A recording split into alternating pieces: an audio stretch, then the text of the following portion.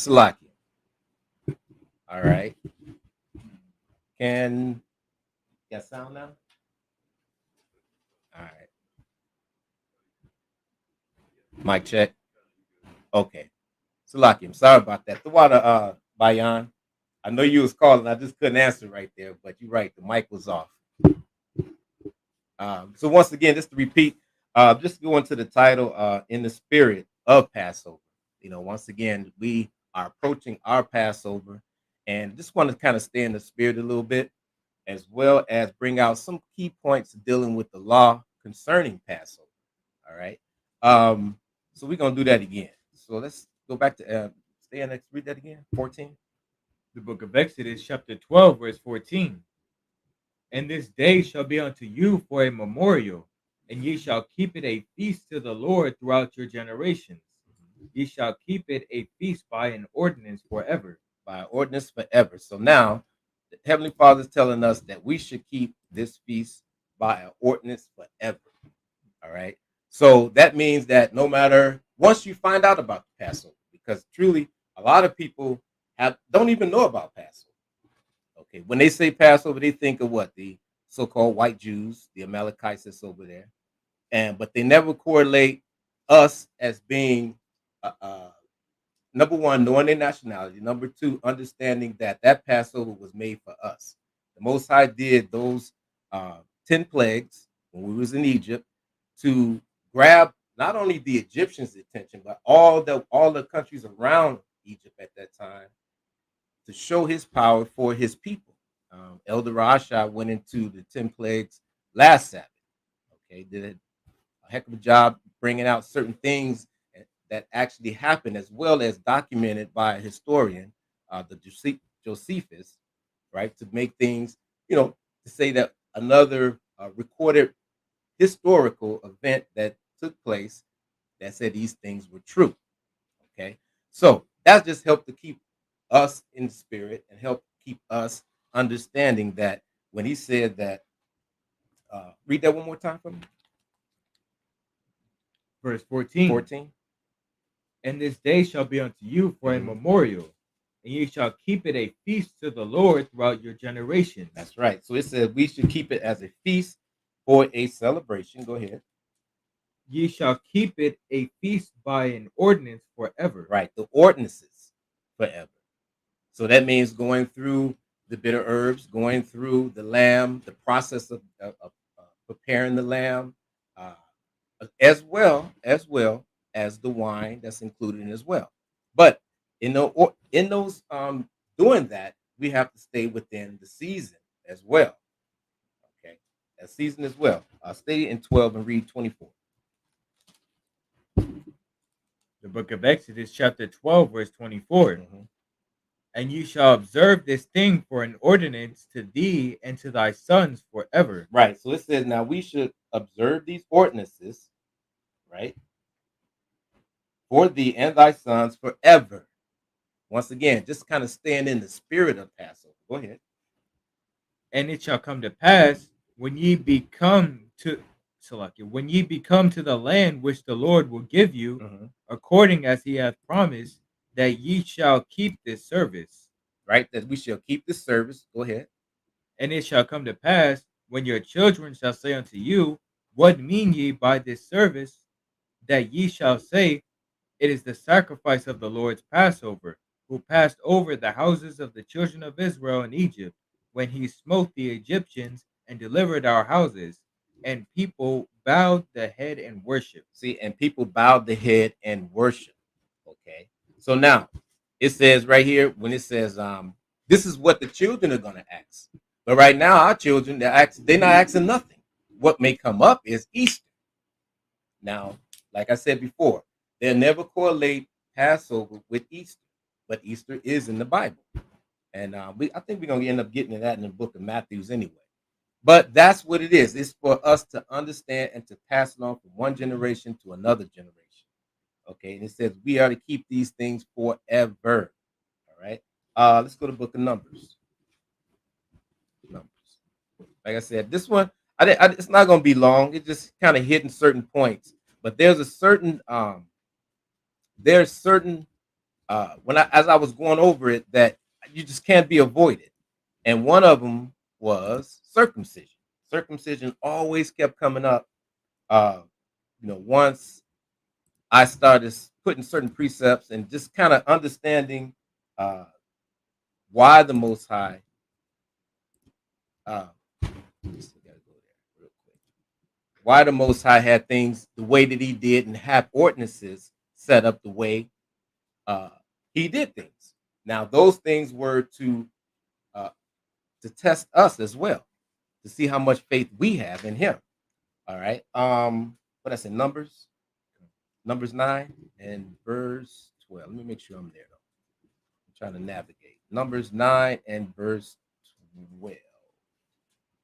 Go ahead. The book of Numbers, chapter 9, verse 12. They shall leave none of it unto the morning, nor break any bone of it. Right. So now that's one of the things that's key things that's dealing with the Passover. When you preparing your lamb, you're not supposed to break any bones of that lamb. So that's one of the ordinances also that's showing us too that we're supposed to prep that lamb and supposed to set him aside for X amount of days. And then leading up to that night, we're supposed to start preparing, slaying the lamb, as well as not breaking any bones. All right. So I just wanted to bring it out. I'm going to bring out like certain little key things. Let's go back to Exodus. So we're not supposed to break any bones of the lamb during this process. Exodus chapter 16 and verse 16.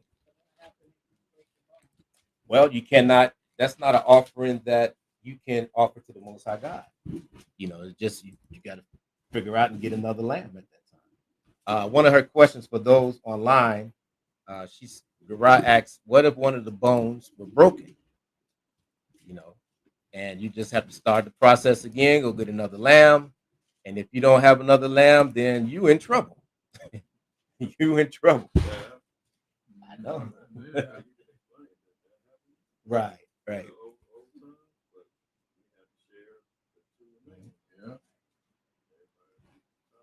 Exactly.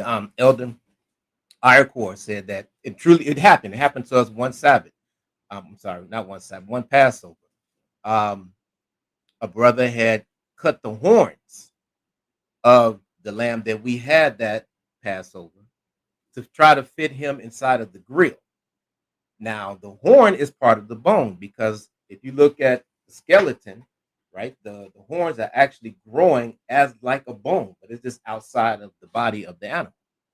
But that is considered a bone. Now, what we had to do at that time, and it was happening that night, what we had to do was set that lamb aside, and then we had to share just that one lamb for that household at that time. Okay, so it's very important that you understand. That's why it says the ordinances of this particular, right? Not the one that's right. Let me be clear. Right. Right. Right. Okay. So he told me to make it clear. So now, like I said, we set that lamb aside, and what we did was, get it straight, we had 3 lambs. So we had to partake.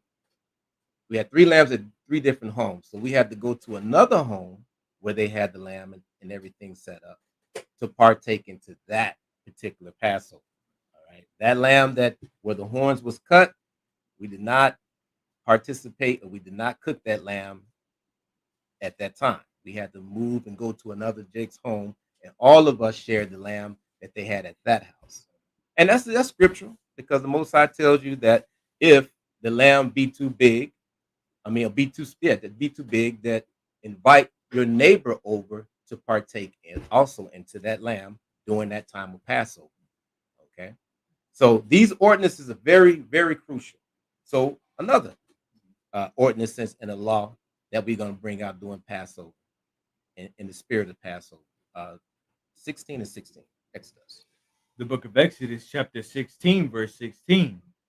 This is the thing which the Lord hath commanded. Gather of it every man according to his eating, and omer for every man, according to the number of your persons. Take ye every man for them which are in his tents. Right, go ahead. And the children of Israel did so, and gathered some more, some less. Right. So he gathered some more, some less. So that's what we're supposed to do. It says that we're supposed to, gather and eat every man his omer. Go ahead. And when they did meet it with an omer, Mm-hmm. he that gathered much had nothing over, and he that gathered little had no lack. They gathered every man according to his eating. According to his eating. All right. Go ahead.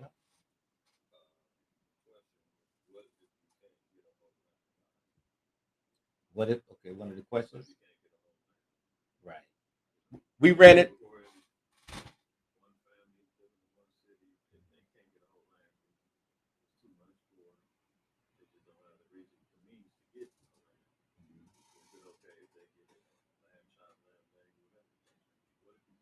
Right. What if you can't get a whole? Well, one of the questions online is, what if you can't get a whole lamb? Okay.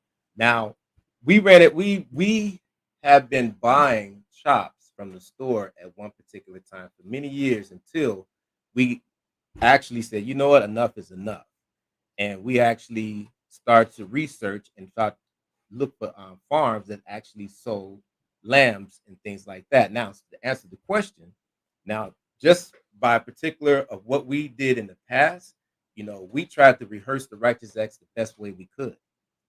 Okay, and you may have to get a lamb chop or things like that from the store. Now, remember, uh, a lot of us, didn't know, but let's get that. Let's get Judges real quick. Judges chapter 5. Let's get Judges. Judges chapter 5 and verse 11. Let me get it here too. Because like you say, we did it for years, but it come to a time where um we had to have faith and we went on that journey. The Most High provided.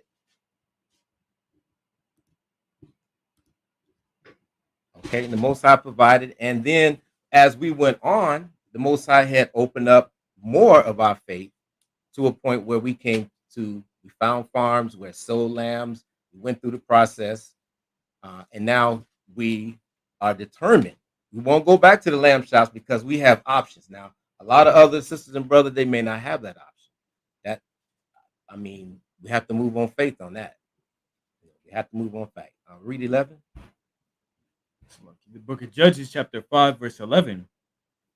They that are delivered from the noise of archers in the places of drawing water, Mm-hmm. there shall they rehearse the righteous acts of the Lord. See, it says, there we shall rehearse the righteous acts of the Lord. Go ahead. Even the righteous acts toward the inhabitants of his villages in Israel. Mm-hmm. Then shall the people of the Lord go down to the gates. Right. Then it said, then shall the people go down to the gates. Well, my thing is bringing out this certain scripture is to say that we shall rehearse the righteous acts of the Lord. I hate to say this, but it's true. We're in captivity. We was ignorant at one point. Now we've been enlightened, right? So if your journey says that, you know what, I know a particular brother or sister that's actually going through the process of finding a lamb, then that may be an option. But we understand that a lot of Israelites don't have that option. Okay. So I hope that answers your question. Let's go back to Exodus 16 to 16.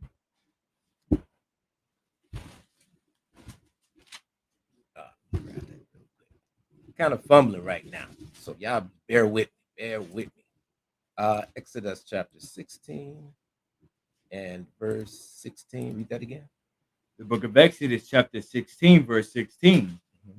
This is the thing which the Lord hath commanded. Gather of it every man according to his eating, Mm-hmm. and omer for every man according to the number of your persons. Mm-hmm. Take ye every man for them which are in his tents. Which are in his tents. So that's what we did. Like you said, we came together. If the land was too small, that was a good thing for the family, right? Then if the land was too big, then we moved on and invited others over for that particular night. Okay. All right. So like I said, let's get Genesis real quick. Like I said, let's get Genesis. And then we're gonna switch out a little bit once get settled in. Genesis chapter 17. and verse. The book of Genesis, chapter 17, verse 1. Mhm. And when Abram was 90 years old and 9, the Lord appeared to Abram and said unto him, I am the Almighty God. Walk before me and be thou perfect. And I will make my covenant between me and thee and will multiply thee exceedingly. So now the key thing in this is that he made a covenant with Abraham. So I just wanted to bring this out because he said he made a covenant with Abraham. So let's find out what this covenant is. Go ahead. And Abram fell on his face, and God talked with him, saying, As for me, behold, my covenant is with thee, and thou shalt be a father of many nations. Mm-hmm. Neither shall thy name any more be called Abram, but thy name shall be Abraham. For a father of many nations have I made thee. And Abraham was a father of many nations, but it's a particular son that the Most High chose out of Abraham's seed, which we know was Isaac. All right, we're gonna switch it out. You ready? All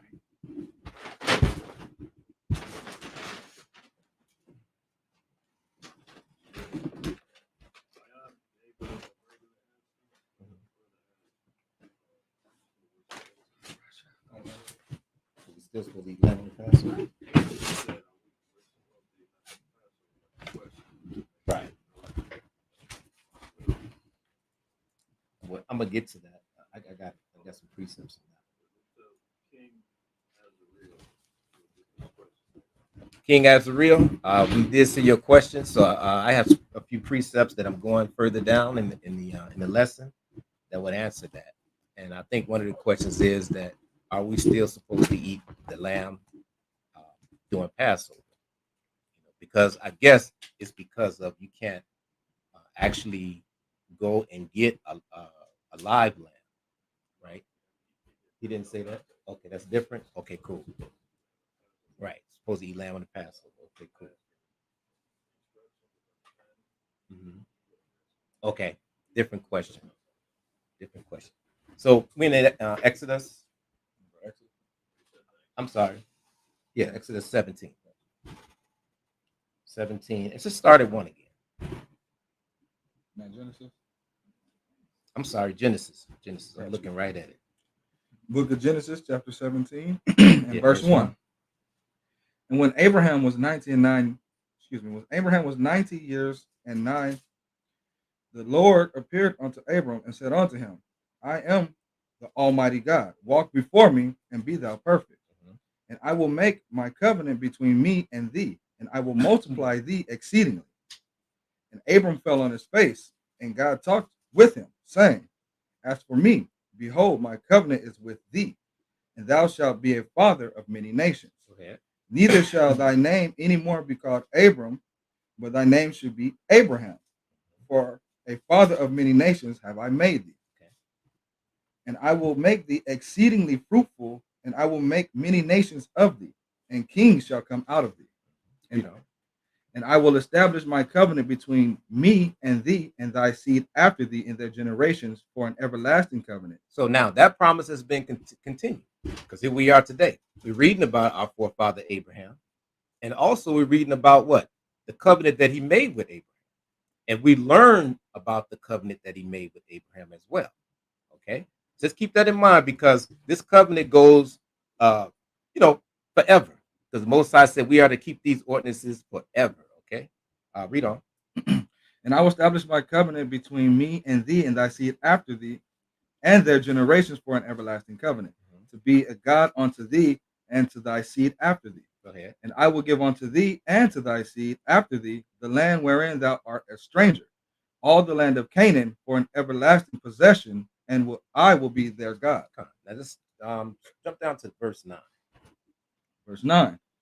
And God said unto Abraham, Thou shalt keep my covenant, therefore, thou and thy seed after thee in their generations. Go ahead.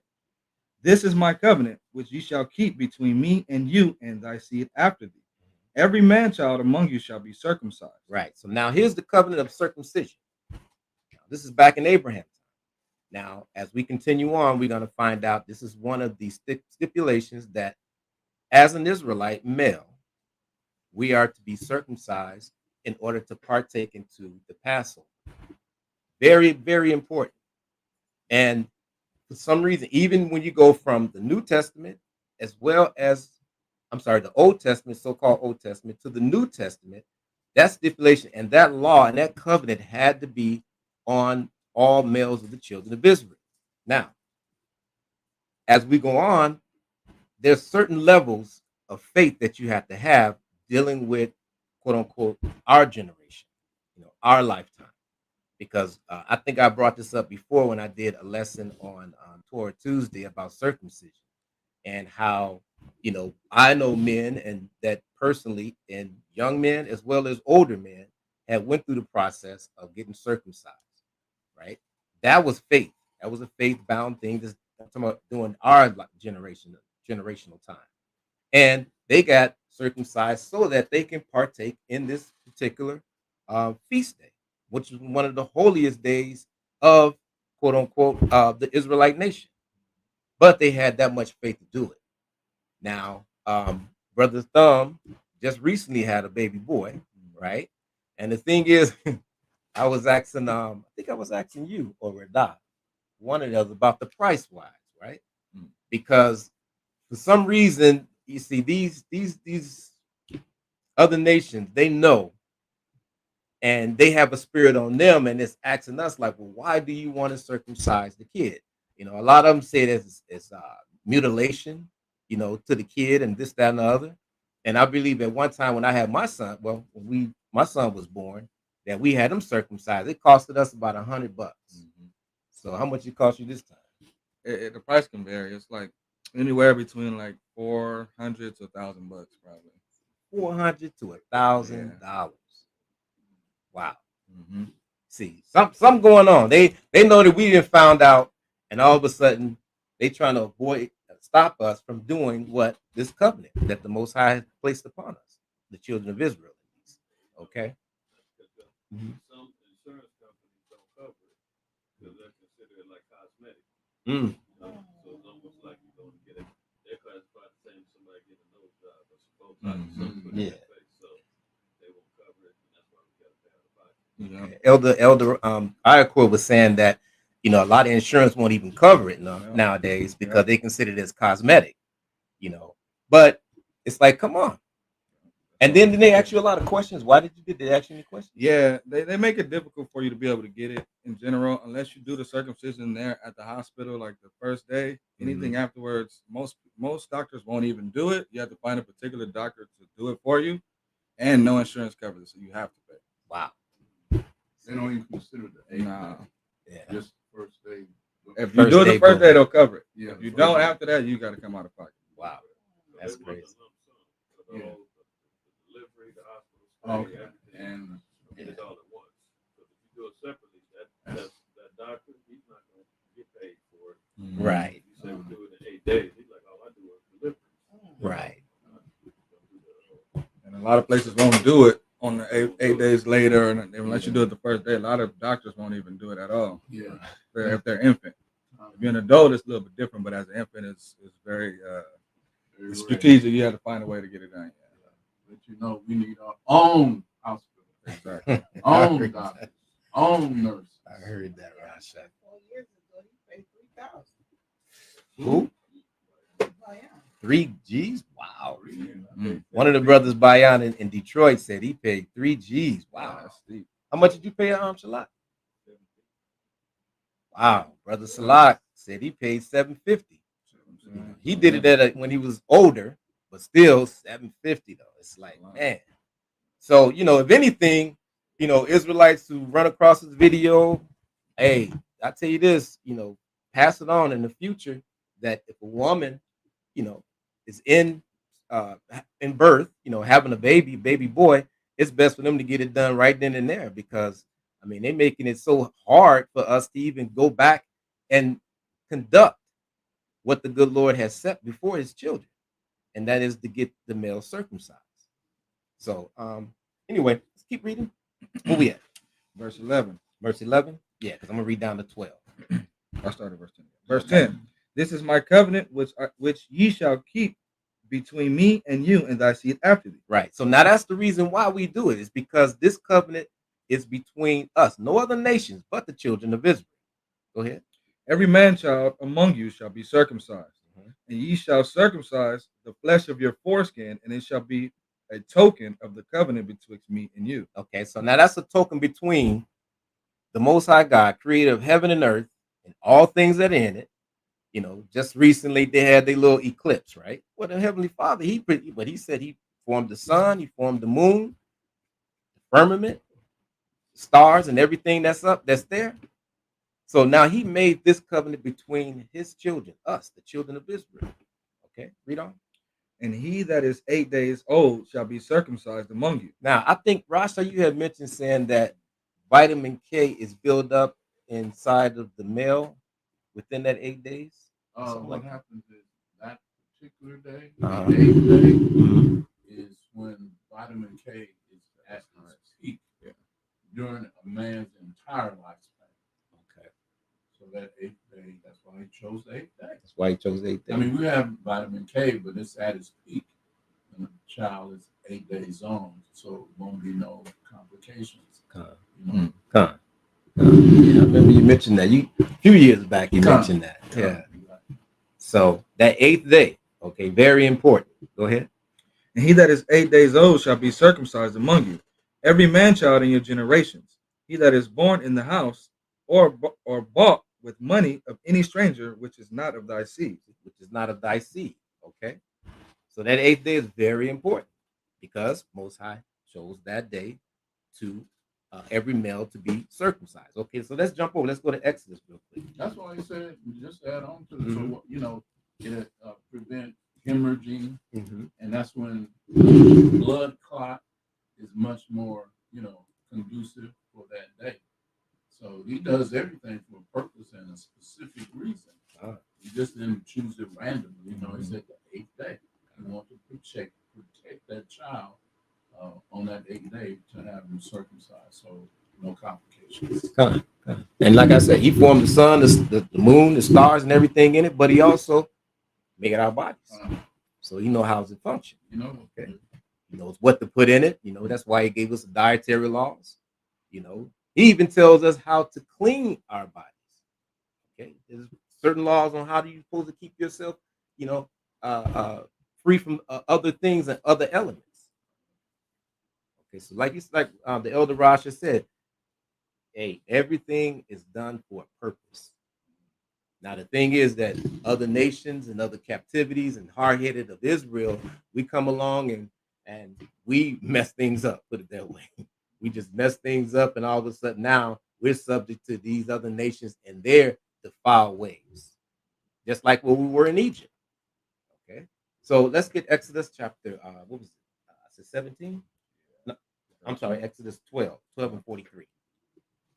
12 and 43. Feeling more relaxed now. Get the bugs out. 12 and 43. So that covenant, right? That circumcision that the Most High made with the children of Israel. Go ahead. The book of Exodus, chapter 12, and verse 43. And the Lord said unto Moses and Aaron, this is the ordinance of the Passover. There shall no stranger eat thereof. Go ahead.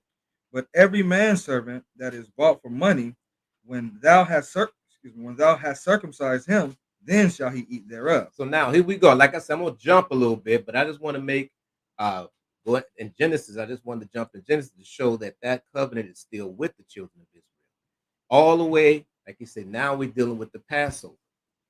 Now we read earlier. It said that this is the ordinance that he made with us forever. Okay, that was in the book of Exodus, chapter 12, and verse 14. So now we come to a point where he's giving stipulations and saying that every male child has to be circumcised. Go ahead. Verse 45. A foreigner and a hired servant shall not eat thereof. Right. In one house shall it be eaten. Thou shalt not carry forth out of the flesh abroad. Out of the house, neither shall ye break a bone thereof. So now that's what we read earlier. Neither shall we break a bone thereof. All right. But that circumcision still there. And guess what? Throughout our nations and throughout all of our males within the children of Israel, those things have to be done before they participate in a Passover. Go ahead. And like brother elder, I of course said no leftovers. So then you're gonna take a little piece home. Oh, that lamb, particularly this year, was good. No. It has to be. You cannot take it home. Not only that, it has to be burned at the end of the night. It cannot stay over till morning. Right? Once you start to do the ordinances of having a live lamb, but that also goes with if you, like I said, unfortunately, happen to get a piece of lamb and actually from the store and do the ordinances. Whatever's left over, even the bones, have to be burned that night. Okay. Sorry to break you. Go ahead. Verse 47. All the congregation of Israel shall keep it. All the congregation of Israel shall keep it. Now, there's also stipulations about women. Women cannot be on their cycle and attend the Passover. Okay. Just keep that in mind. Go ahead. And when a stranger shall sojourn with thee, and will keep the Passover to the Lord, let all his males be circumcised, and then let him come near it and keep it. Right. So now when it says the stranger, now we're talking about Israel. Okay. Stranger is like a brother who don't really know of his nationality, but comes to the fruition of understanding that he is Israel, and he has to partake to the Passover. That means that he has to be circumcised. That's the stranger that they're referring to. I'm gonna get that in Leviticus. Matter of fact, go to Leviticus chapter 25 and let's do that. That light keep going out, huh? Leviticus chapter 25 and read 25. Find out the stranger. Let me grab it real quick on the screen. Kind of slow on the draw on the screen, y'all. So y'all bear with me. All right. Okay, I'm with you. All right. The book of Leviticus, chapter 25, and verse 25.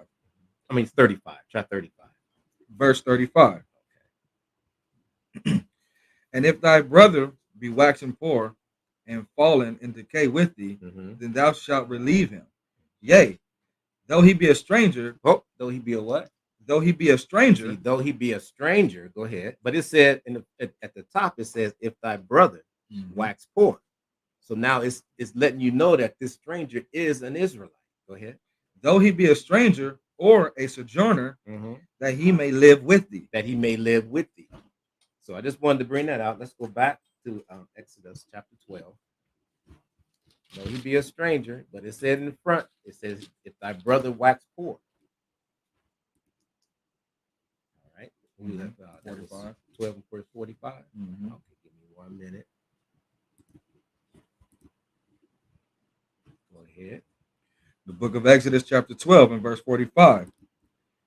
A foreigner and a hired servant shall eat not thereof. In one house shall it be eaten. Thou shalt not carry forth out the flesh abroad out of the house. Neither shall ye break a bone thereof.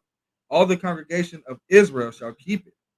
And when a stranger shall sojourn with thee, and will keep the Passover to the Lord, let all his males be circumcised, and let him come near and keep it. And he shall be as one that is born in the land. Okay. For no uncircumcised person shall eat thereof. Right. So now I like when it says, but he shall be as one born in the land. Because you got to understand this too, that we were born here in America, right? So let's say if things were in a proper order and you had Israelites there in Jerusalem, but you have, let's say, us born here in America, right? And then we go back to Jerusalem to have the Passover, right? We would be considered as a stranger because we wasn't born in the land. But here it's telling you that he will be like one that is born in the land, but the stipulations of circumcision had to be done. So just keep that in mind as an example. Okay. Was that all of that? Verse 48, yeah, unless you want to go. Let's read it out. Yeah, finish it out. Okay. Verse 49. One law shall be to him that is homeborn, and unto the stranger that sojourneth among you. See, that one law is supposed to be among the whole children of Israel. Because we know that, throughout history, Israel has been scattered, even to this very day. And we do understand that as being scattered, then there's certain things that we just can't do under this captivity. I mean, we do our best, and some of us has accomplished it, but there's certain things that we just can't, accomplish or do. And to be honest with you, that day is coming soon too, as well. as things escalate now, they just said that Iran just sent some drones towards Israel right now, the land of Israel. I mean, things are escalating to a point where, we're looking like, okay, it's gonna come a time where we're gonna have to uh, pretty much, scramble around to find us a lamb.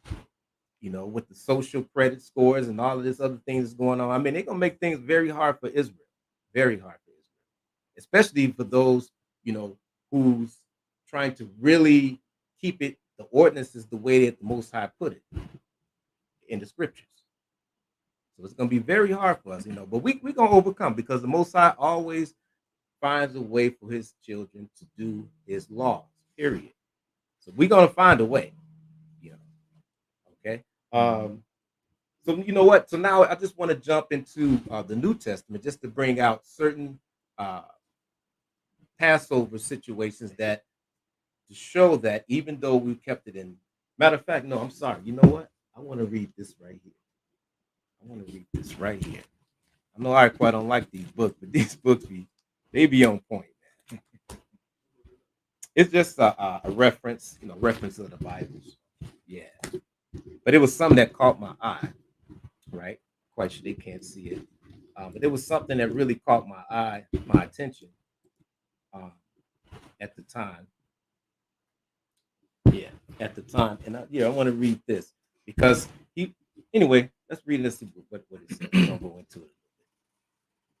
In the wilderness and the promised land. Huh? That's what I was trying to look at real quick. Inside of the Scriptures, volume 2. All right, Inside of the Scriptures. We leave it at the Inside of the Scriptures, volume 2. Yeah. And it's funny that since you said that, I'm gonna give you a story behind it. There was a brother years ago. He was a Jehovah's Witness, and I was trying to get him to get this red letter Bible that Rashad be always talking about, right? So instead, he ended up bringing me these 2 volumes of book, Inside of the Scriptures, and as I was reading it, I mean, it really there were certain things in it really profound that made me think and made me even research things a little bit more and more. So I like it. I mean, it's got the bones in it, but I'm old enough and been around enough to understand. Okay, this is wrong. Let me correct that within my thoughts. So, all right, go ahead. In the wilderness and the promised land. Only one Passover celebration in the wilderness is mentioned. Right. So now hear that. He said only one Passover was mentioned in the wilderness. And I was like, let me go check this out because is this right or not? Mm-hmm. And come to find out, it's right. Only really one Passover was done but not even in the wilderness, but us coming out of Egypt. Okay, go ahead. Numbers 9:1-14. The keeping of the Passover during the wilderness journey likely was limited for two reasons. So now it's going to get 2 reasons why that commentary said that. Go ahead. Yahweh's original instructions were that it must be kept when they reach the promised land. Right. So now it said that it must be kept in the promised land in Jerusalem. Now, there is doctrines out there saying that you cannot do the Passover unless you do it in Jerusalem. So I was thinking about that and I said, nah, that's not true. That's not true. And I said, well, only precept I can come into my mind is what Christ said. So hold that and let's get St. John. And if any brother got another scripture, that's cool too. St. John chapter 4 and verse 19. See, that's why I like it because it kind of keeps me on my toes and it keeps me thinking as well. And I'm like, nah, that's not true. As far as like we can only do the Passover, what's it, St. John? Mm-hmm. We can only do the Passover in Jerusalem, right? And 19 and 20. Let me get this right. 21. I want 4 and we want to start at verse 19. Hold on 1 minute. Okay. So we're going to get it right out of Christ's mouth. Okay, go ahead. Book of St. John, chapter 4, and verse 19. The woman saith unto him, Sir, I perceive that thou art a prophet. Right. Because earlier, when you read up early in 18, he told the woman how many husbands she had. So we know that there's a law saying that, if you lie with a man, if a woman lies with a man, if a man lies with a woman, right, that woman becomes your wife, right? So now he gave a prophecy of letting this woman know that she have had 5 husbands. So that means that she laid with 5 men. Okay, just you know, just to bring that out in verse 18. Go ahead. That's why she said that I perceive that thou art a prophet, right? Because he told prophecy about her life. Go ahead. Verse 20. Our fathers worshipped in this mountain, and ye say that in Jerusalem is the place wherein men ought to worship. Right. So right then and there, I mean, I remember years ago somebody brought that out, and they were saying this is the reason why we can't do the Passover. But now, also keep in mind that there was a doctrine out there saying that this woman was of another nation. She was an Israelite because she was in Samaria. That's untrue as well, because as you see, it says our father worshiped in this mountain, right? And say that Jerusalem is the only place. So why would she even say Jerusalem if she was in Samaria? When you look at the distance on the map, you would see that there was a great distance between Jerusalem and Samaria. Okay, the area. Go ahead. Verse 21. Yahweh saith unto her, Woman, believe me, the hour cometh when ye shall neither in this mountain nor yet at Jerusalem worship the Father. See, that's what he told her. The hour cometh we will no longer worship in Jerusalem. Okay. Neither should we worship, like you said, as our fathers did. And here we are today. But when we read earlier, it said that this covenant was an everlasting covenant, right? And then he gave the ordinances to Moses and Aaron.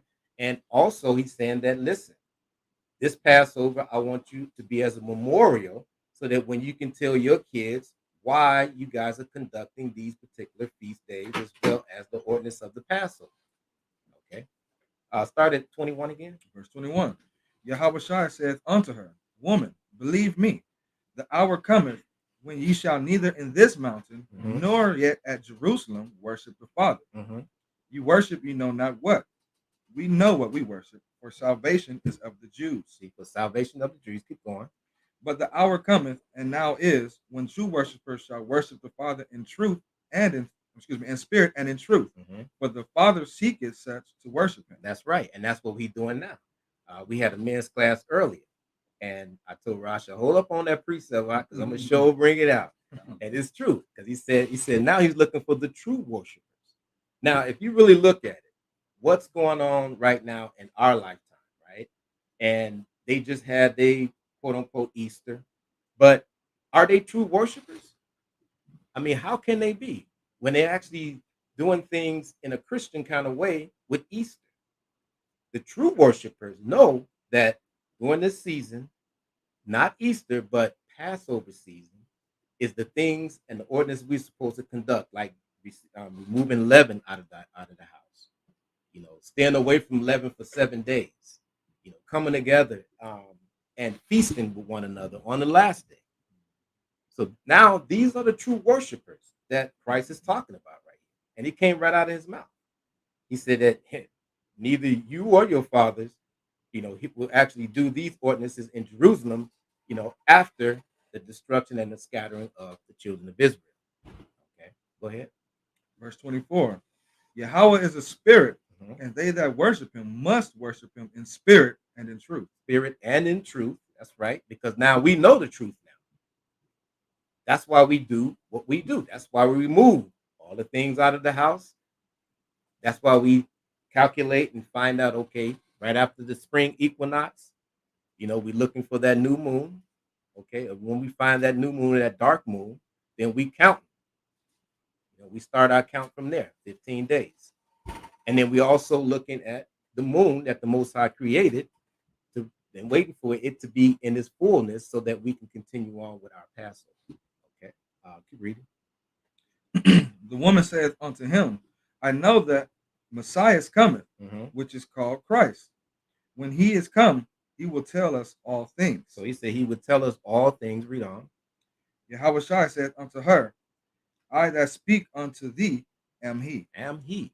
So it came right out of his mouth. And here we are, quote unquote, 2024, understanding that the Passover season is upon us. That's why I said in the spirit of Passover. And we're going to conduct the righteous acts that consist of this particular feast day, okay, and holy convocational day. Okay, that was all of that. Let's go back and read this again. Yeah, got one precept. Joshua chapter. Whoops, I'm going there.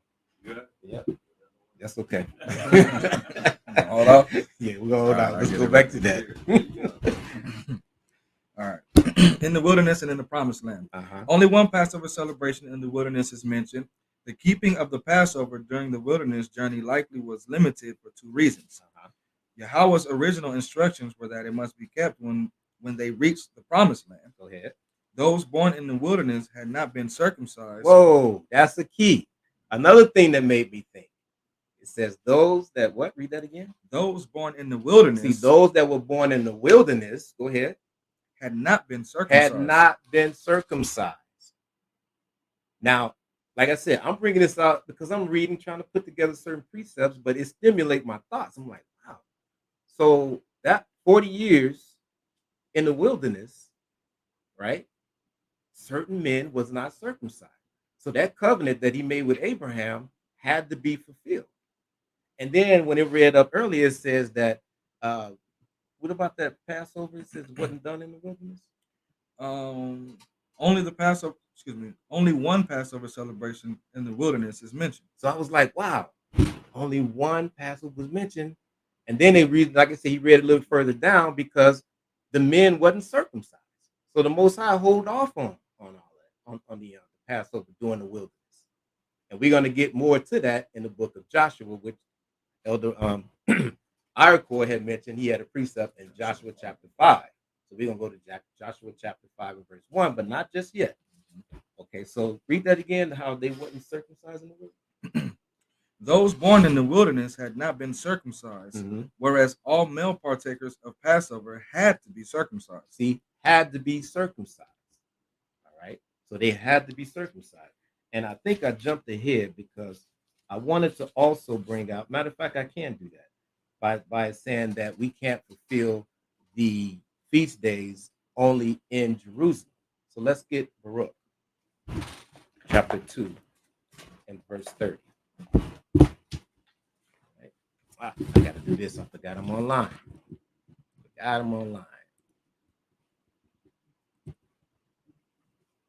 Let's get Baruch. Bear with me, y'all. Bear with me. Because I know I had 2 and 30. Yes, 2 and 30. But let me also, this particular site. Another side. Well, it should be here though. This I'm saying it should have the apocrypha in it though. And now I'm saying that it don't. I thought I had the apocrypha in this one. Yeah, Is there's it? two. Yeah, there's two. It's the KJV standard. Oh, so where to click You it? could type it right here and try and see. But And see what it come up. maybe. Nah, it's just gonna give you the site though. It's gonna give you the site. Sorry about that. Yeah, it ain't gonna do it. That's okay. I'll just come up out of it. But I don't think I have one of those sites that have the apocrypha in it. All right, y'all bear with me now. I'm not computer savvy. Okay, There's so two versions of it. uh-huh. At the top of here. Okay. Type it in again. Type it in. You did. Here.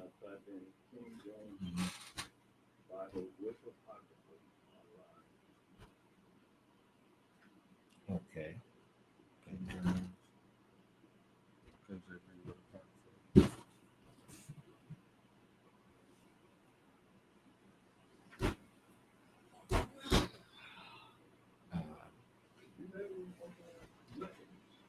I think I did, didn't I? You seen it? Yeah, go back. Let's see. Oh, here we are. Okay. There we go. Yeah. Past it. I ain't the computer savvy You yet. got Yeah, it, I'm working on it. I'm working on it. All right. Get it. I'm just slow on the draw a little bit. Let's see, 30. Yeah. Slow on the draw, but I'm working on it, y'all.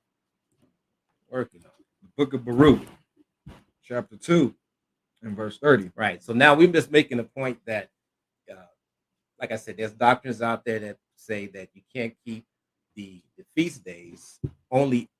You can only keep the feast days only in Jerusalem. So I'm just bringing out certain precepts to show you that once the children of Israel were scattered wherever they was at, and we knew about the ordinances and we knew about the feast days and the holy days, we kept them as we are doing today. Okay, go ahead. Verse 30. For I knew that they would not hear me, because it is a stiff-necked people. But in the land of their captivities, they shall remember themselves. See, we shall remember ourselves, which we're doing now. That's what we're doing. So we're remembering ourselves and remember the ordinances as well as our holy convocational days. Go ahead. And shall know that I am the Lord their God. Mm-hmm. For I will give them an heart and ears to hear. Right. And we did hear because we didn't know, but a brother had enlightened us. It's like we're doing now.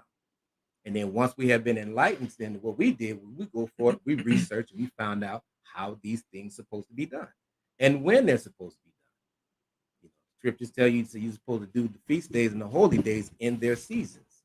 So that's what we had to do. We had to start the research, and we come together, and brothers come together, and we share like we usually do the information, and things prosper, and the Most High bless us, and He gives us that understanding. All right, go ahead. Verse 32. And they shall praise me in the land of their captivity. Right. So now here we are. We're praising Him in the land of our captivity. Read on. And think upon my name, and return from their stiff neck and their wicked deeds. For they shall remember of the ways of their father, which sinned before the Lord. Absolutely. And that's what we did. So to go even further, Lord, with the question online saying that, if you don't have a live lamb, then you do the best you can. The Most High is not going to, if you know about it, you think the Most High is going to say, well, you knew about it. You just couldn't get a live lamb, but there was other options. See, that's why I said rehearse the righteous acts in the book of Judges, chapter 5. So it's just certain things, man, that we have to stay focused on and keep in mind that the Most High has made a covenant with us. So he's on our side. He's going to bring us through. He's going to bring us through. And then with the faith, it continues to build on, and we're able to move on to bigger, right? And bigger and better ways of actually fulfilling what thus said the Lord. All right. Was that all of that? That was all of that. Right? Let's get on Tobit. Stay right there. Let's find out if Tobit did also the commandments or the holy days outside of Jerusalem. Let me get Tobit chapter 2 and 1. Book of Tobit, chapter 1 2. minute. 1 minute. Okay, go ahead. Book of Tobit, chapter 2, and verse 1. Now, when I was come home again, and my wife Anna was restored unto me, with my son Tobias, in the feast of Pentecost. So now we have the feast of Pentecost. Go ahead. Which is a holy feast of 7 weeks. And there was a good dinner prepared for me, in the which I sat down to eat. Go ahead. And when I saw the abundance of meat, I said to my son, go and bring what poor man soever thou shalt find out of our brethren, who is mindful of the Lord. And lo, I tarry for thee. Right. So now here we dealing with Tobit. That's dealing because Tobit was a righteous brother. When you read a little bit more about him, he's always went in and gave charity to our people. He also they told them not to bury our people if they find them, dead, laying in the streets and things like that. So Tobit went out and he did that. He charity. He would bury our brothers or our sisters who was in need. But anyway, I just wanted to bring out Tobit was actually fulfilling the law, and he was actually conducting and having Pentecost, okay, outside of Jerusalem. Chapter 1. What was that?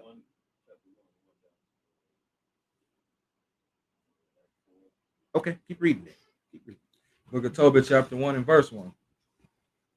The book of the words of Tobit, son of Tobiah, the son of Ananiel, the son of Aduel, the son of Gabriel, the seed of Asiel of the tribe of Naphtali, who in the time of Messer, king of the Assyrians, was led captive out of Tisbe, which is at the right hand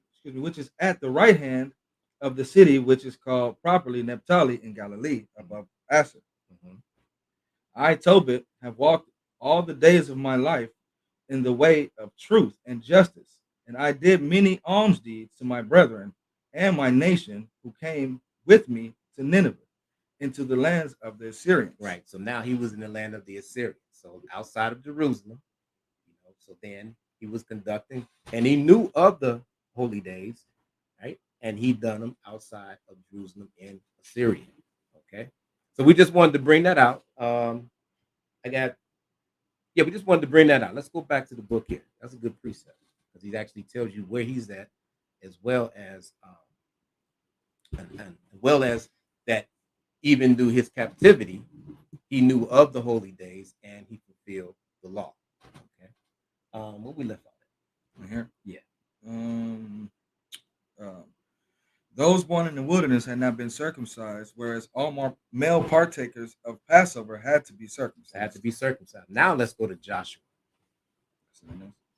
Yeah, I think that's it. Yeah, that's it. Let's go to Joshua, that chapter 5. And all right, Corey, keep your precept because it may not be what I have, but we sure going to Joshua. 5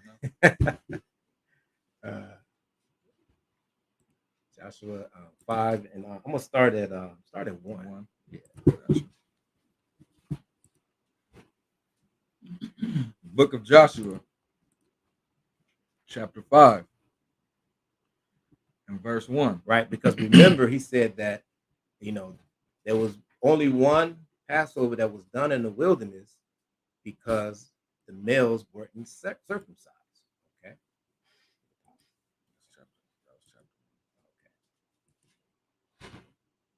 What always happens when I go live? When I go live, I don't know what happens, man. No, you're good.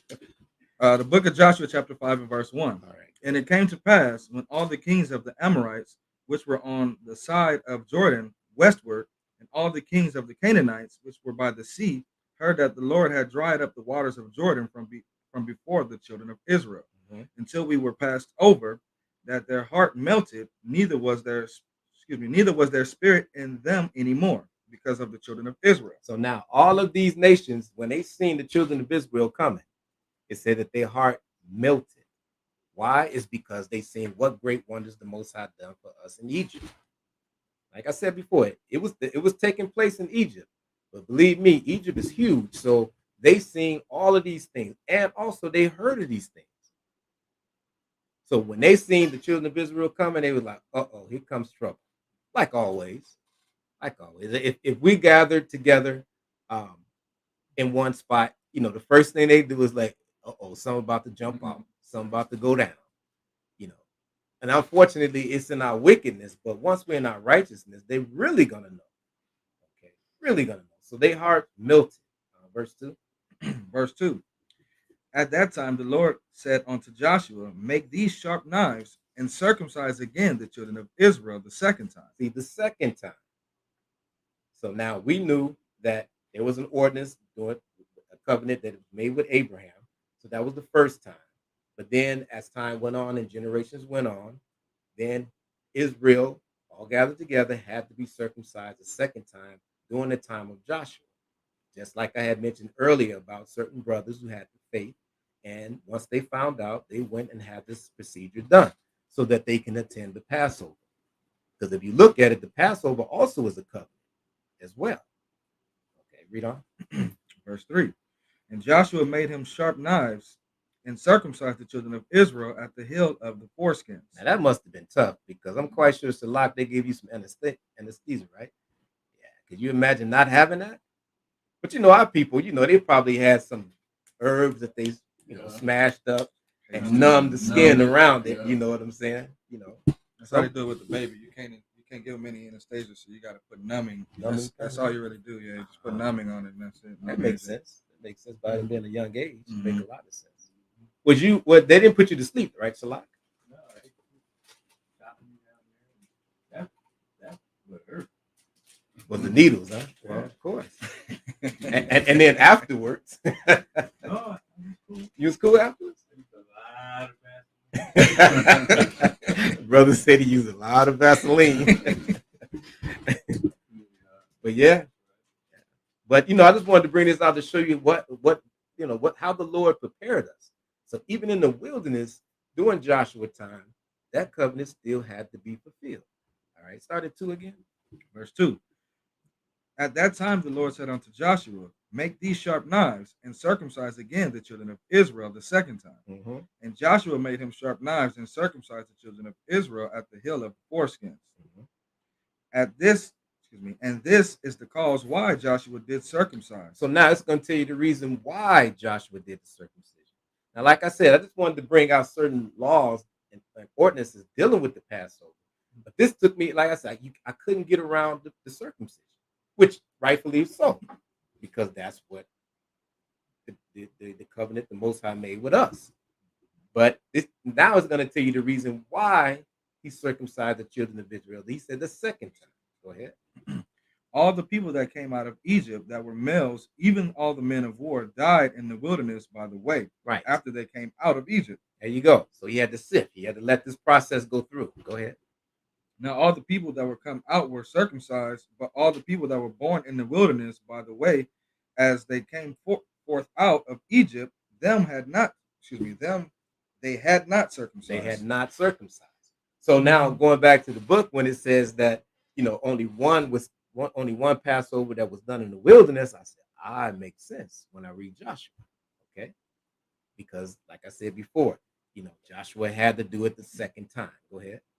For the children of Israel walked 40 years in the wilderness, till all the people that were men of war, which came out of Egypt, were consumed, because they obeyed not the voice of the Lord, unto whom the Lord swore that he would not show them the land, which the Lord sware unto their fathers, they would give us a land that floweth with milk and honey. Mm-hmm. See, that was flowing with milk and honey.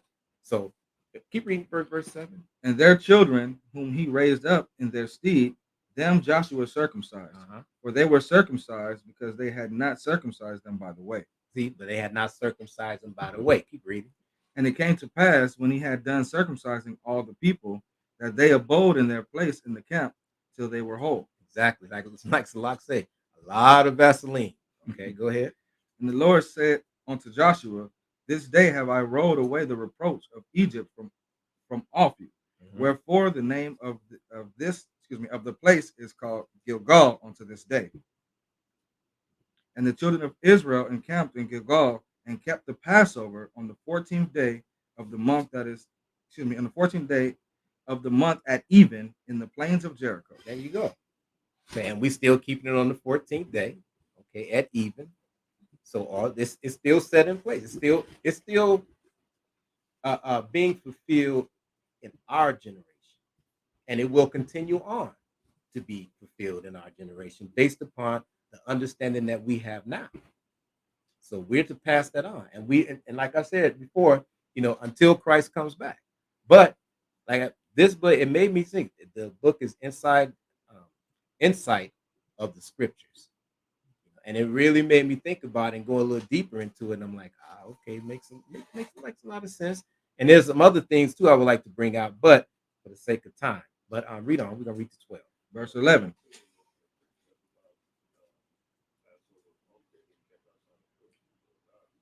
I heard Jericho. Huh?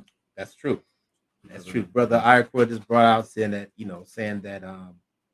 another point to point out here in Joshua is that the Passover was kept, and they went in Gilgal, right? That's not in Jerusalem, but it still was kept. Okay. Yeah. Okay. Verse 11. And they did eat of the corn, of the old corn of the land. 10 again. Verse 10. And the children of Israel encamped in Gilgal, and kept the Passover on the 14th day of the month at even, in the plains of Jericho. See, in the plains of Jericho. Go ahead. And they did eat of the old corn of the land on the morrow after the Passover, unleavened cakes and parched corn in the self same day. Right. So now they even made the unleavened cakes as well. That's part of the 7-day feast of unleavened bread. Go ahead. And the manna ceased on the morrow after they had eaten of the old corn of the land. Now that's interesting because it said the manna. So all that time they still was eating manna.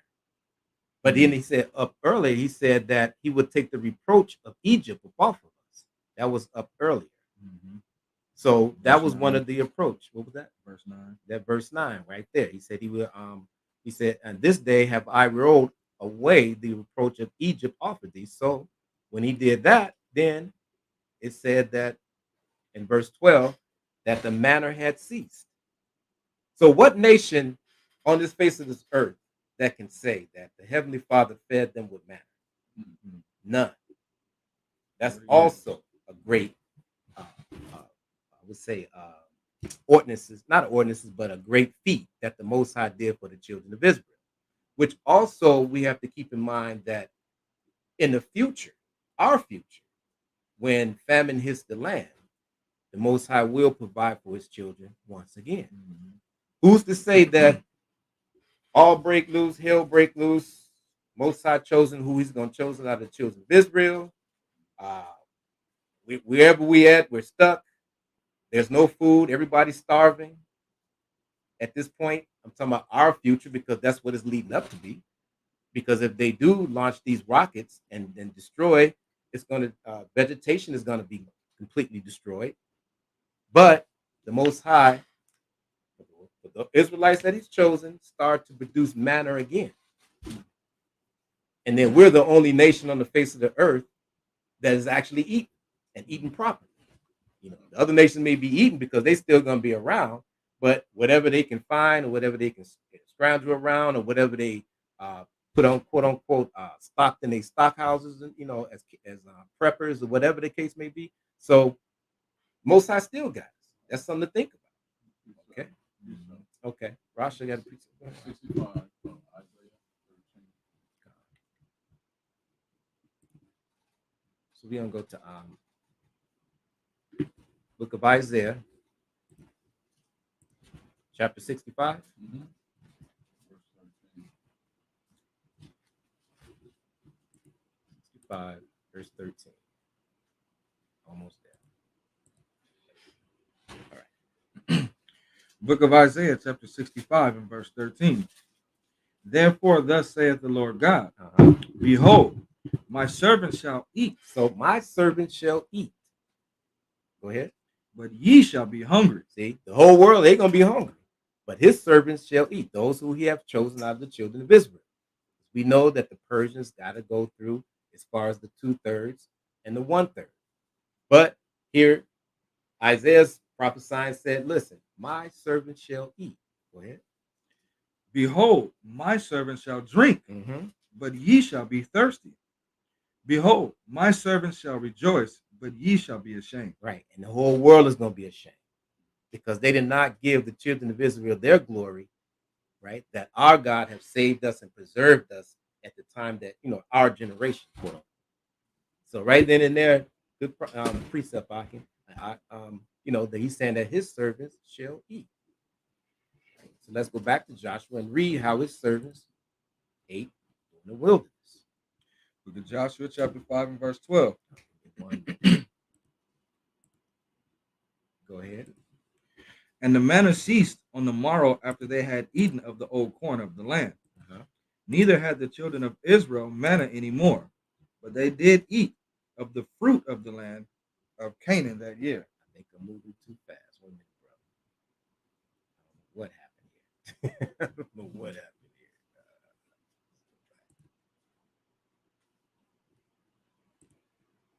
What happened here? I think I hit something. I hit something, y'all. Oh, yeah.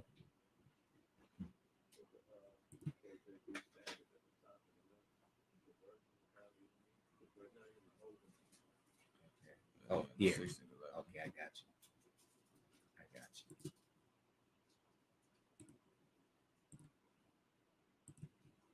Where you at? 12? That's what happened when you go live. Go ahead, Ike. Book of Joshua, chapter 5, and verse 12. And the manna ceased on the morrow after they had eaten of the old corn of the land. Neither had the children of Israel manna anymore, See, neither have the children of Israel manner anymore. Go ahead. but they did eat of the fruit of the land of Canaan that year. Absolutely. Absolutely. So the Most High will provide, like we said in Isaiah. He said, "My servants shall eat." Okay. So let's go into Kings. I just wanted to bring out what was that? Which one you had in Joshua? That was one.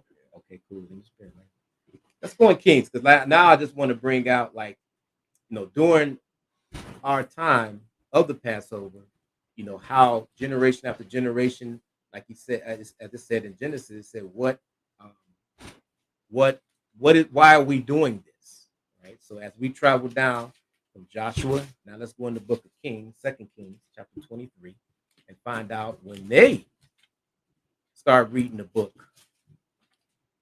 which is the scriptures, how they received and carried out the Passover. 2 Kings, I got down. Let me get 35. Yeah. I'm sorry, 2 Kings 23. I'm sorry, 2 Kings 23, and we're gonna start at 1. Book of 2 Kings, chapter 23, and verse 1. And the king sent, and they gathered unto him all the elders of Judah and of Jerusalem. And the king went up into the house of the Lord, and all the men of Judah and all the inhabitants of Jerusalem with him, and the priests and the prophets and all the people, both small and great. And he read in their ears all the words of the book of the covenant which was found in the house of the Lord. Okay, so now, like you said, we're still in Jerusalem at this time. So yeah, Passover was conducted in Jerusalem when they found. Okay, verse 3. Verse 3. And the king stood by a pillar and made a covenant before the Lord. Right. So now, as we read in chapter 2, it said that he read the words of the book of the covenant. Right. Go ahead. To walk after the Lord and to keep his commandments and his testimonies and his statutes with all their heart and all their soul, to perform the words of this covenant that were written in this book. All the people stood to the covenant. To the covenant. Okay, let's drop down. Stay in 23. Drop down to 21. Verse 21. And the king commanded all the people, saying, keep the Passover unto the Lord your God, as it is written in the book of this covenant. Right. So now that's what we're doing. As we found out about Passover in this book, we decided, okay, it's time, we have to keep this holy day. Not only that, but it's the beginning of our new year. Right? It's the beginning of our new year. So now, how many millions, and let's say I'm putting in billions of people out there don't even understand that around Passover season, that it is a new year. A couple of weeks, what was that? Week back? It's been about a week now. Hasn't it been about a week since the new moon? Yeah, almost. Been about a week, a couple of days, right? Yeah. So I went back and I started wishing people Monday be a week. When I went back to work and seen my mother, other people that I was within that span of that week, and was saying, "Hey, Happy New Year." They looked at me like I was crazy, and I'm like, "No, seriously, Happy New Year." And I had to go into details and explain to them that, how can you have, a new year in the winter season, so on and so forth, and how things are today, which is, spring, which the things are springing up. Right now, we got rain. So anytime California get rain like this, when that sun dew comes and that transition starts to happen to the leaning towards the spring and the summer season, everything out here starts to grow. I mean, you look at our freeways, which we own a lot. The weeds start growing all up and down the freeways. We know the freeways is vast, but they don't have enough people to actually cut all of the weeds. So a large portion of the freeways here in California, weeds just start growing all over everywhere. Okay, but once again, I start wishing people Happy New Year, especially those who I kind of share this word with, and they look and they, how can blah blah blah, and I'm like, okay, fine, just know it's a new year, just to know it's just a new year. Okay, so get back to what was it? Verse 21. And the king commanded all the people, saying, Keep the Passover unto the Lord your God, as it is written in the book of this covenant. As it written as a book in this covenant. Go ahead. Surely there was not holding such a Passover from the days of the judges that judged Israel, nor in all the days of the kings of Israel, nor of the kings of Judah. Absolutely. When you read further, they threw a winged in. I mean, they went all out on this one. 320. What's that? What you at? 23. Yeah. They read 23. Verse 23. But in the 18th year of King Josiah, wherein this Passover was holden to the Lord in Jerusalem, moreover, the workers with familiar spirits. Oh, not I just wanted 23. Not 24. Yeah. So that's what happened. They threw a wing thing. They threw one of the grand finale of a Passover that's in our history. So that goes to show you that, like I said, that covenant will be with us. And that the Most High made as an everlasting covenant. We are proof today that that covenant still exists. Still exists. Let's get Second Chronicles. Go ahead. So after a male is circumcised, and the second Passover comes, are they allowed to come? I mean, are they allowed to partake in the second Passover, or do they have to wait till the following year? Now you said if Say you got circumcised, you got circumcised, and you got well, and you got what? Is that before the first Passover? Yes, that's. I'm sorry. Okay, before the first Passover. Then the second Passover. Are they allowed to come to Passover since they're circumcised, or do they have to wait the following year? Of course, you have to do and take place in that second Passover. And not only that, but in your scheduling, if you can get it done before that second Passover, which would be better for that person to put it within their schedule, right? To actually schedule that, get circumcised. They missed the first Passover, but just make sure that it falls within that second Passover that's coming over. Yes, they do, and they have to because of the covenant. Did you bring out that precept in the law in Numbers 9? No, we can bring it out though. What she's speaking about? 9 and 9. Got it. Numbers chapter 9. Book of Numbers, chapter 9, and verse 9. Right, because well, it's going to explain itself about the dead bodies, how the brothers wasn't able to keep it. Go ahead.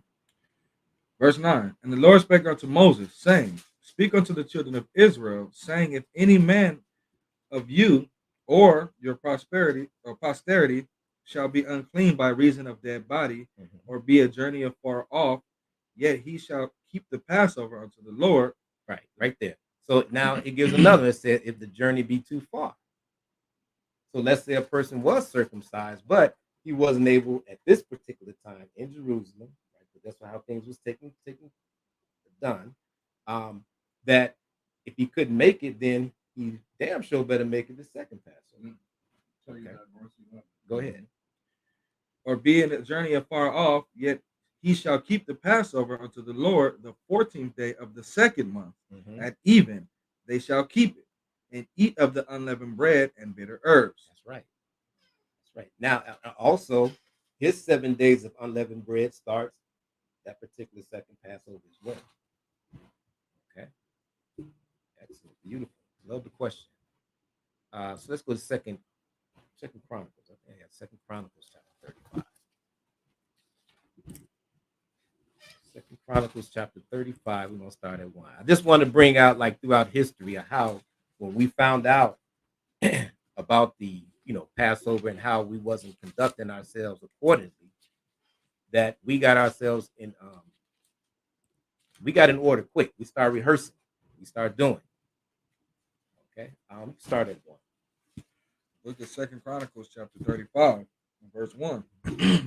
Moreover, Josiah kept a Passover unto the Lord in Jerusalem, and they killed the Passover on the 14th day of the first month. And he set the priests in their charges, and encouraged them to the service of the house of the Lord, and said unto the Levites that taught all Israel, which were holy unto the Lord, Put the holy ark in the house which Solomon the son of David, king of Israel, did build. It shall not be a burden upon your shoulders. Serve now the Lord your God and his people Israel. But how do you once again, up in verse 1, how it's saying that we kept that Passover and we did it according to the date that was actually established. I'm following you, but I just want to, because it just stuck in my mind. When you were saying we, earlier we were saying we regarding how we was keeping the Passover as like the congregation. Right. And now we're dealing with Israel coming out the wilderness and not keeping it as prescribed by the law in certain aspects. So I just wanted to be clear. We always kept the Passover, at least for me. In the truth, we always kept the Passover. We got better at learning how to keep it more perfectly according to the law. Okay. So regarding the leavening products, we started learning more about the specifics, not just wheat, yeast. Right. As we grew, we learned more about different ingredients, stuff like that. Doing the actual whole lamb as opposed to the chop. We thinking chops is good enough. Right. So it's like, well, no, actually, let's get to finding out how we can actually do a whole lamb more perfect by the scripture. Okay. So whatever it was, 10 years ago or something like that, we started actually doing the whole lamb. But I just don't want nobody to think, oh, they want to keep the Passover for a while and just started figuring it out. Like, no. Okay. We didn't keep the Passover. We just got better and better at doing it according to the scriptures and more to the word, as opposed to, because I just want to make sure nobody's confused. Right. We, like, pardons are referencing the scriptures of 40 years in the wilderness, nobody was circumcised. Then when in Joshua, they got circumcised and kept them. And then, I don't know, I just don't want to. Okay. I got confused a little bit. I'm like, is he saying we learned better and we started doing it, or we wasn't doing it? As So a nation. it's just to make sure it's clear. Because sometimes people be like, they're wrong with that. Oh, they just start keeping. How long have they been doing the Passover now? You know what I'm saying? Right. Like, no, we've been doing the Passover for years, but we wasn't doing it as perfect as the scriptures pronounced. We learned more and more about how to get it better. Better. Okay. Until we are doing more. Prophesying in part. Yeah. Mm-hmm. And then we learn more about the ingredients, more about the Sabbath and keeping on particular days and the first and the last of the day. Grow. Right. I wish I could pass the mic, but because I know they probably didn't hear it. So, They can hear, but I don't know if it's clear. okay. You can break it down. All right. Well, Erica was just telling me that to make it clear that this is not our first time, discovering how to do and conduct the Passover the proper way according to the scriptures. We've always done the Passover. When I say we, I mean the congregations that we've been blessed with, over the years. And but we just got more. We've been blessed more and more with more information of how to conduct it the proper way, in a way according to the scriptures. Like, for instance, he said the leaven. We've always knew about the leaven. Matter of fact, we always knew about Passover when we came into the truth, which is some years ago. And we knew about cleaning our houses and certain products, finding that there was other unclean things in the products, that the food and the lotions and things like that we found out about. So we started eliminating those as well. Then, like he said, at one point in time we did have the chops, and then we researched, and the Most High blessed us with actually conducting a live lamb, right? So when I kind of bring out certain things, it's what I'm saying. What he was saying is that this is nothing new. We always done the Passover, but the Most High blessed us and advanced us with more information to conduct it according to the scriptures.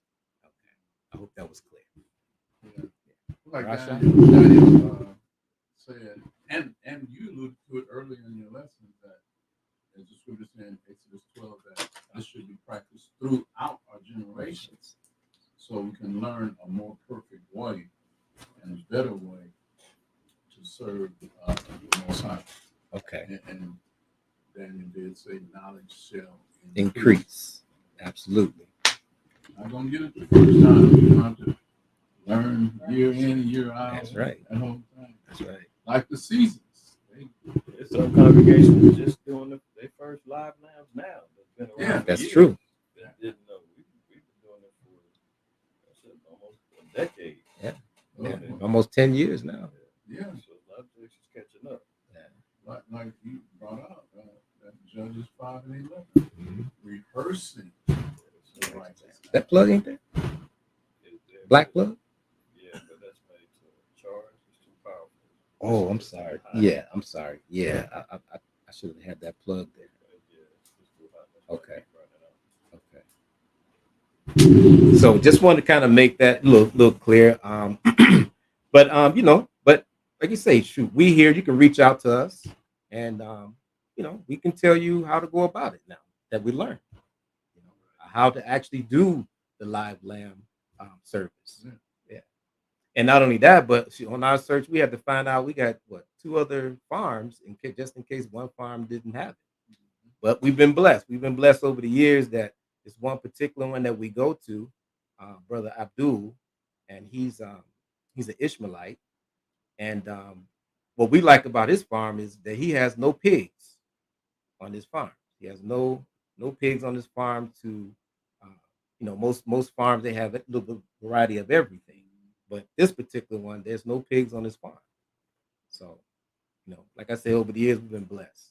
So just want to bring out this one in Chronicles. Where we at? Did we finish with that? Second Chronicles chapter 35 and verse 1.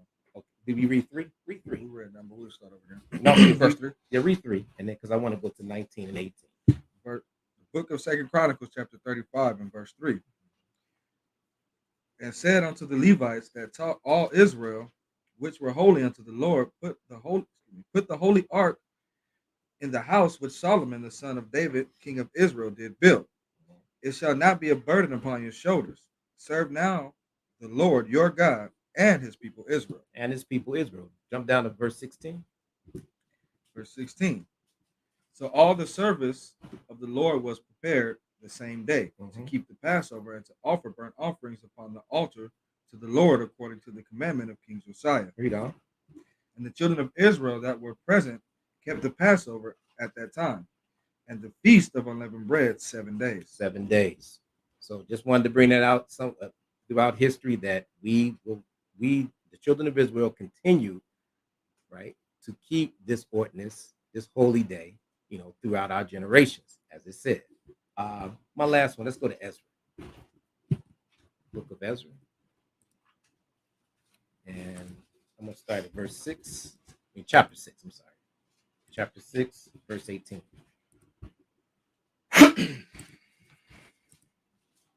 See, we're getting better. Getting a little bit more quicker. A little bit more quicker. But no, all right, cool. I understand that.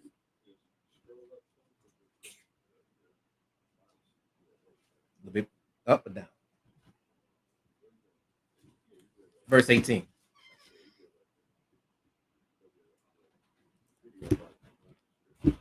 Oh, okay, gotcha. 6 and 18.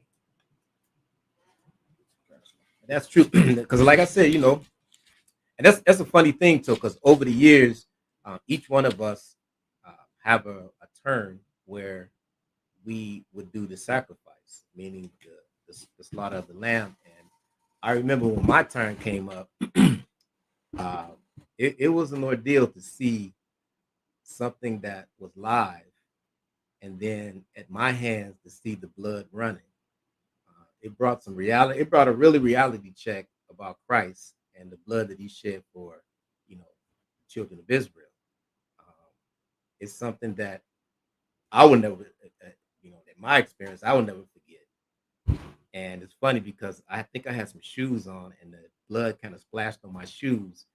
And I'm like, wow, that blood is on my feet. It's just around me. And it was just an experience. It was an experience that I will never forget, though. And as I, Passover rolls around, I always remember that first time.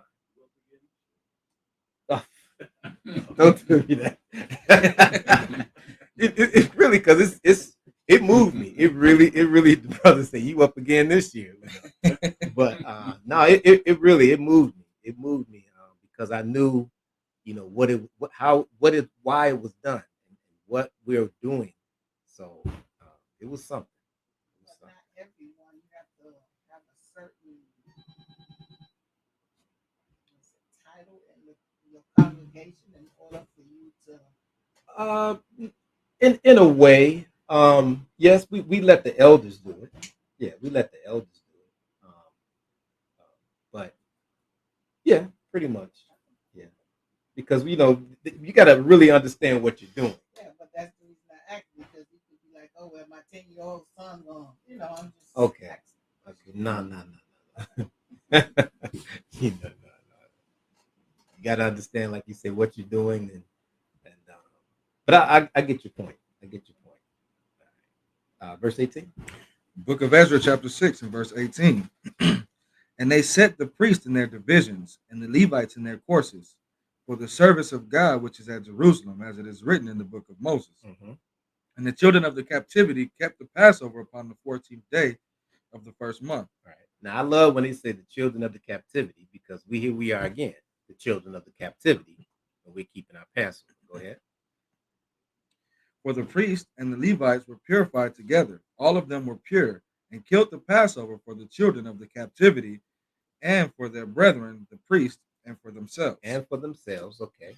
So once again, I just wanted to kind of bring out this point in time in history of how we conduct ourselves as we do today, and to keep this holy convocation. Go ahead. Verse 21. And the children of Israel, which were come again out of captivity, Mm-hmm. and all such had separated themselves unto them from the filthiness of the heathen of the land. Mm-hmm. Now that's what we got to do. That's what we do during our 7 days. We're actually cleansing ourselves from the filthiness of the land. Because once it's me and my wife always say, like, wow, if we can just continue to eat this unleavened bread, man, I'm telling you, the pounds drop off quick. Okay, but we understand the reason why, because it helps your digestive system. The unleavened bread does.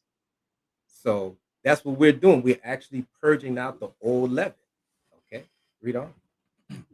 And the children of Israel, which were come again out of the captivity, and all such as separated themselves unto them from the children of from the filthiness of the heathen of the land, to seek the Lord God of Israel, did eat. So now it says that we're seeking.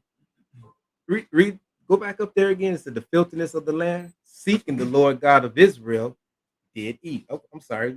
22. Verse 22. And kept the feast of the unleavened bread 7 days with joy. Mm-hmm. Right, with joy. Go ahead. For the Lord had made them joyful. Now, another thing with that unleavened bread, once we kind of set aside all of the bread, the yeast, and the donuts and things like that, we got creative with the unleavened bread. We do peanut butter and jelly. We do pizza. I mean, Israel always gonna get creative once we are put in a certain situation, but we keep things lawful. What else we do with the unleavened bread? The corn tortilla. Corn tortilla. Yeah. Then they actually start to make their own unleavened bread. Some of it came out hard as a rock, but they kept trying, and eventually they got it. Then they started putting a little spice on it. One time they had cinnamon and honey. Yeah. Raisins. Yeah. So we got creative with the unleavened bread, and like I said, it definitely helps the digestive system. It moves you, and everything else that's up there. So 22 from the top. Verse 22. And kept the feast of unleavened bread 7 days with joy, for the Lord had made them joyful, and turned the heart of the king of Assyria unto them. Isn't that something? How the Most High turned the heart of the Assyrian king and had favor with the children of Israel? But that happened all throughout history.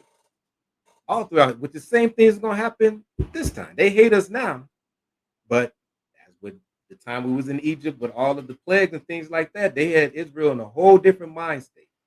And even it said that all the other nations round about, it said their heart melted when they seen the children of Israel. So who's to say that this won't happen this time? Okay, go ahead. and turn the heart of the king of Assyria unto them to strengthen their hands in the works of their house of their God, the God of Israel. The God of Israel. Strengthen our hands. So that's my last scripture, but just wanted to kind of bring just the spirit of Passover out, you know, and just to let our people know that the Most High still has His light shining upon us, and He will protect us in the future coming up, which is dire and coming fast. You know, there's a lot of things that's happening in the spirit right now with these other nations and war and the economy and things like that. So we're going to see some dramatic changes. All praise to the Most High, because all directed towards our deliverance from this captivity we're in now, which is the last captivity that we will be in. Thus said the Lord. So with that, I say shalom and enjoy the rest of your Sabbath.